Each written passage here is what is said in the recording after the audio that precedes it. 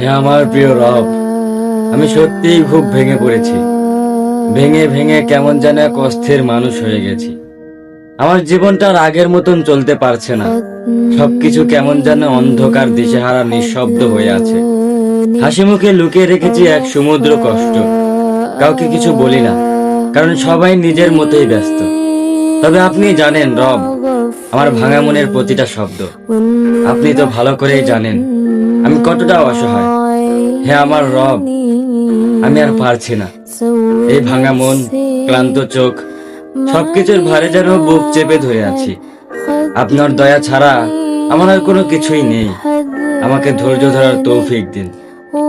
এই কষ্টগুলো সহ্য করার শক্তি দিন। আপনার ফয়সালায় রাজি থাকার হিম্মত দিন। হে আল্লাহ, আমাকে আর কখনোই একা কইরেন না। আপনি ছাড়া কেউই বোঝে না আমার এই নীরব কান্না। كل عيب تبكي